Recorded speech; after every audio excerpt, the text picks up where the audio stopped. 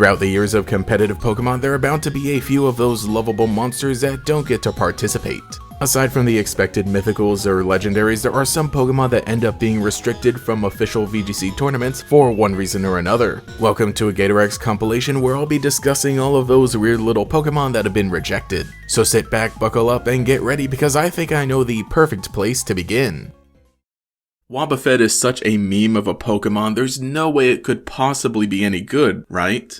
While there are several Pokemon that have been banned from official competitive play, Wobbuffet is somehow allowed to freely roam the world of VGC. Sort of. The question of whether or not Wobbuffet is banned is a little complicated. Sure, in certain unofficial competitive formats, Wobbuffet is not allowed, but modern day VGC doesn't have too much of a problem with it. This is mostly because Wobbuffet works best in single battles. While it has no attacking moves, it does have counter, mirror coat, and a lot of HP, allowing it to effectively take damage and deal it back twice as hard. And in Generation 3 it gained the ability Shadow Tag, which prevents the opponent from switching out, as well as the move Encore, which locks them into the same move for a few turns. Wobbuffet definitely isn't unbeatable, but it is very good. But the one issue that could have possibly come about was if a Wobbuffet faced off against another Wobbuffet and they were both holding leftovers, locked in a never-ending battle as they could never damage each other, and even struggle wouldn't be enough as it would be recovered by the leftovers. Shadow Tag was later changed to not affect other Shadow Tag users, and other changes have been made overall to Wobbuffet since then. So Wobbuffet was really only ever a problem in single battles, not in official VGC which uses double battles. But there is one official event that specifically lists Wobbuffet in its rule variant section, a time before even VGC was founded. It was the Pokemon Video Game Nationals as part of the 10th anniversary. It's that dang party of the decade and Journey Across America again. Hulk Hogan banned Wobbuffet 2006 confirmed, just as I thought I was finished talking about that weird event. The rules of this tournament listed 3 banned items, 2 of which are familiar as I've discussed them on the channel before, Soldew and the Enigma Berry. The final banned item was leftovers, but only if held by Wobbuffet. So there it is, the one-time Pokemon officially acknowledged Wobbuffet as a potential pain, because this event was held during Generation 3 before the changes had been made to Shadow Tag. Otherwise, in a more modern double battle format, Wobbuffet could be doubled up on, and if it comes down to 2 Wobbuffet on the field, there's always the other partner Pokemon. But since there was the potential for only 2 Wobbuffet to remain on the field, they had to ban leftovers from Wobbuffet to avoid that from happening, basically just being a single battle between 2 Wobbuffet. This is a Pokemon I've always liked. I'm surprised it's been so prominent in the anime as the 4th member of Team Rocket ever since its debut back in Johto. Team Rocket has had more episodes with Wobbuffet than they have without. It's iconic. Wobbuffet is really one of the weirdest Pokemon in the video games. Crazy stat distribution, very limited moveset, and a gimmick that genuinely works in battle. And while it's been restricted in unofficial circles, when it comes to official VGC, it really isn't much of a problem nowadays. The double Wobbuffet lock is one of those funny possible occurrences, and the fact it was acknowledged to a degree with early competitions during the early Pokemon Video Game Nationals solidifies it as a piece of Pokemon history. It may not necessarily count as one of the infamous banned Pokemon, but it's close enough, and so that was the story of Wobbuffet. Hey, do you like Chatot? Well, too bad, he's banned. Yo, I got banned from events, and here's how it went down. I did nothing wrong, man. I did nothing wrong whatsoever. So, banned Pokemon that can't be used in battle facilities and online competitions. A lot of these restrictions make sense. Big legendary Pokemon are banned for their high stats, mythical Pokemon for their stats and/or exclusivity. But the one Pokemon that is neither legendary nor mythical that's often banned is Chatot. Chatot actually has an ability far scarier than any other Pokemon, the ability to swear. Yes, Chatot, being a parrot Pokemon, has such a unique signature move. Chatter is a flying type move that deals 60 damage and has a chance to confuse your opponent, but it can be used as a field move to record your own sounds using the Nintendo DS microphone. This would replace Chatot's cry, be played when the move Chatter is used, and depending on how loud it is, would increase the chance of confusing the target. But therein lies the problem. Anybody can record whatever they want.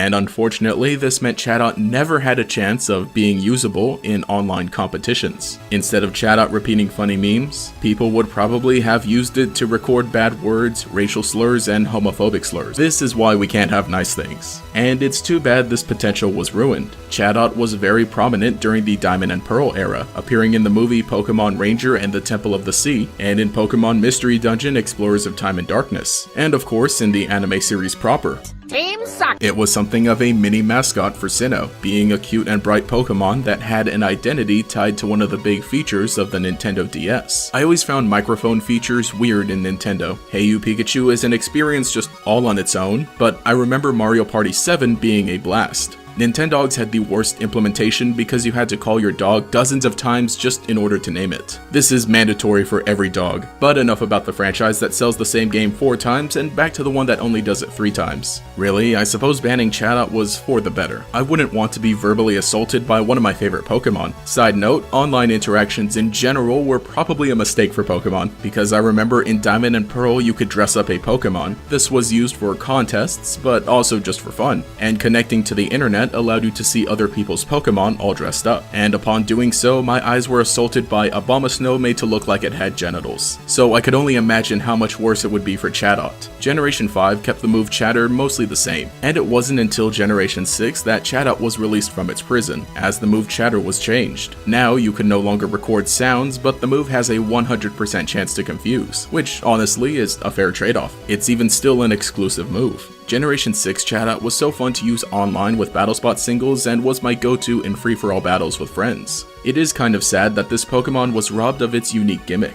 And now that we've moved on from the DS and 3DS, there's no chance of it coming back, even in any remakes. The Switch doesn't even have a microphone, but at least you can suck the air out of the exhaust port. Chatot genuinely is one of my favorite Pokemon. Having a unique move with a fun, albeit dangerous gimmick will always set it apart. Its design is so simple yet flashy that it feels right at home with Pokemon. And you know what they say, there are no bad Pokemon, only bad trainers. No matter what words it may learn, it'll always be a pretty bird. And that has been the story of Chatot, the banned Pokemon. And now I am proud to announce our newest product, the Fiona 2. Wait, that isn't right. As we know by now, various Pokemon are banned from official competitive play. You can still own and use these Pokemon in your playthrough, but if you want to compete in official Pokemon tournaments, these are the guys waiting in your box until later. Of all the Pokemon that frequent these lists, the most unremarkable is Fiona. Now you might be thinking that this is just a funky looking Manaphy, but no, this is a completely different Pokemon. So how do you get one? Well, step 1 is to obtain a Manaphy. Manaphy itself is a mythical Pokemon, so it might be a little less than easy. In the original Generation 4 games, the first way to get Manaphy was from its own special egg that you would transfer from Pokemon Ranger games by completing a special mission. It's actually pretty cool because it makes Manaphy feel much more special than other mythicals. Since then, there have been numerous distributions for anyone who couldn't do this original method back in the day. And for Brilliant Diamond and Shining Pearl, you can even just get it through Mystery Gift for free, until February 21st, 2022. I feel sorry for anyone watching this video past that date. And now that you've got a Manaphy, it's time to breed it with a Ditto. Manaphy is the only mythical Pokemon that can do this. The resulting egg, however, will be a Fiona. It does look remarkably similar to Manaphy, but seems like the Great Value brand. Although, because it comes from Manaphy, and this is the only way you can get it, you might be wondering, is Fiona a mythical Pokemon? And to be honest, nobody knows. I don't even think Game Freak knows. Because of this, Fiona is not allowed in competitive play. Its stats are nothing to write home about, but the fact that they can only be obtained by breeding a Manaphy makes it very exclusive. And this is nothing new. All mythical Pokemon are banned from competitive play because of their exclusivity. It wouldn't be fair to all players if some were able to get the mythical Pokemon during the distribution window, and others were not able to. But it feels weird lumping Fiona in with the other mythical Pokemon, because this thing is nearly worthless. If you had the time and dedication, you could literally fill up your entire box, party, and home with Fiona by breeding Manaphy dry. Okay, it's not completely useless, it's kinda cute. But even in the anime, there are just like a bunch of them hanging around. So in this episode, titled Hold the Fiona in English, We see Ash, Dawn, and Brock arriving in Chocovine Town, where they find out all about Fiona while at a festival. And with the fact that there are multiple Fiona, and everyone around seems to know of their existence, at the very least in the anime, Fiona is not a mythical Pokemon. But they still are very rare, as in the anime they can only be seen certain times of the year, and are rumored to be good luck if you do actually see one.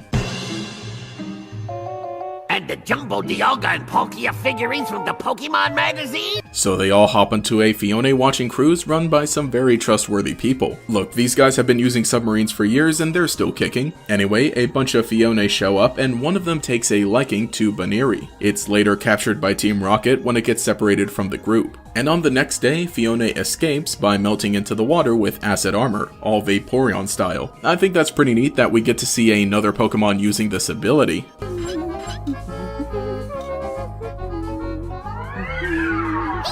What the?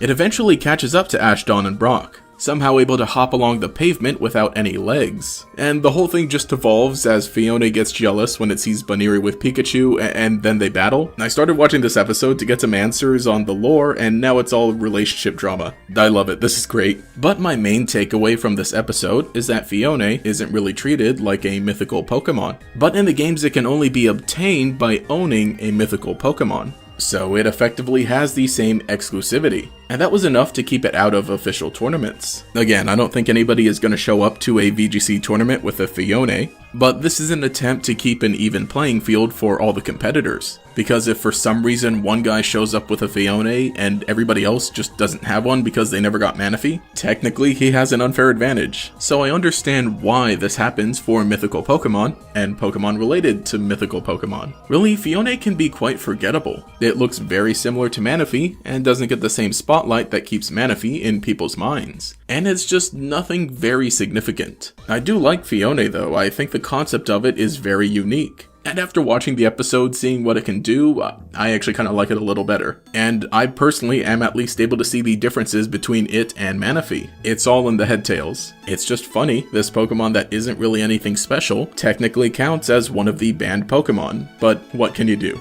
I think that effectively brings the series of banned Pokemon and banned items to a close. I feel like mythical and legendary Pokemon don't really need an explanation. I just found all of the extra Pokemon to each be a fascinating story on their own. I don't doubt we'll eventually get some weird new additions for whatever reason, but ending on the smallest and least important was somehow an appropriate conclusion. And so, that has been the story of Fiona.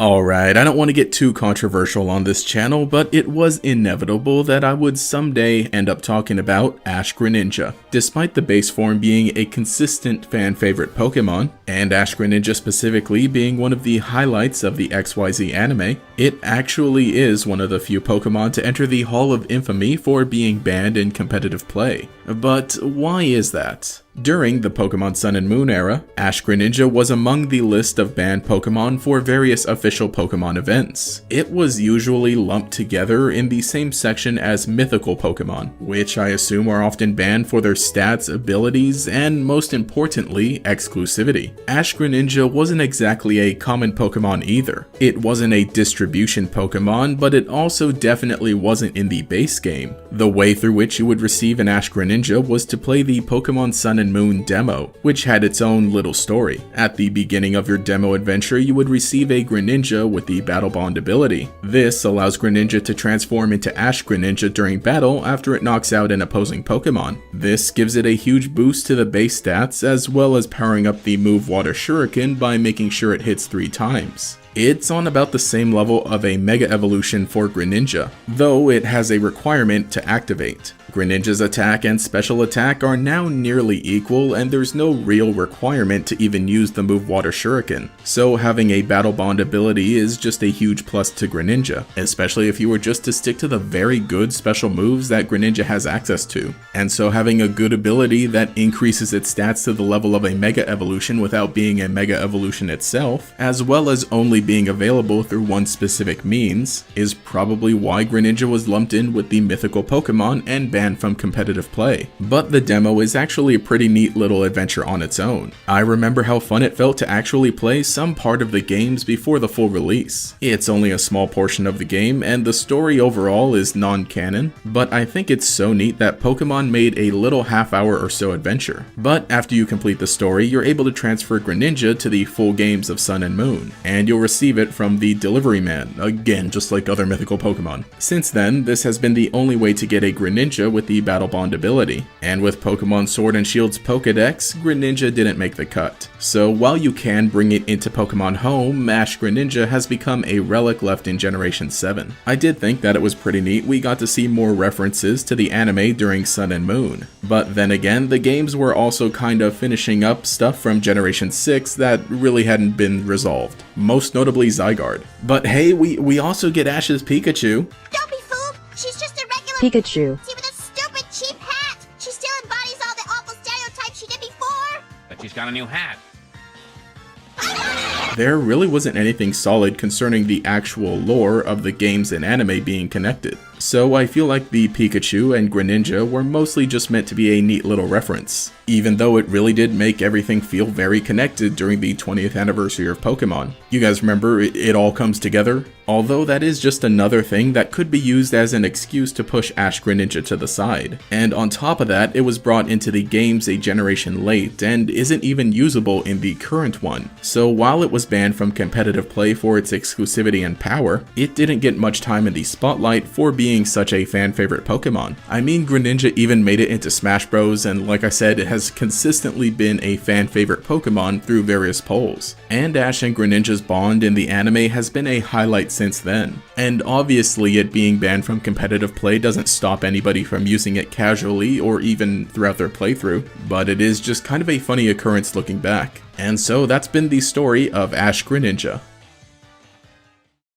So those have been just about all of these significant strange Pokemon that have been banned throughout the years. Moving forward, I don't really expect many more of these instances to happen. Again, legendary and mythical Pokemon are free reign to ban for obvious reasons, but I don't think we'll ever get another Pokemon with a potentially problematic mechanic or exclusive origin that would warrant this. But let me know what you thought about all of these entries and which one was your favorite. This is also just about my second time doing a compilation like this, so let me know if you enjoyed it. As always, I'd like to thank every channel member for their support, especially the Great Gators, Cheeseburger Lasers, Justin R, Cosmo Zero, Meme Supreme, Mochizuki Yoru, Nomad Nobi, Phantom, Quago, Taishirai, Volity, and Pastel Blood. I got you all in one breath. If you would like to support, get your name shouted out here at the end of videos, as well as access to emotes for comments, live streams, and sometimes early videos like this one hopefully was, you can become a channel member today. You can also follow me on Twitter as well for more memes, but anyway, this is GatorX, and I'll catch you all later.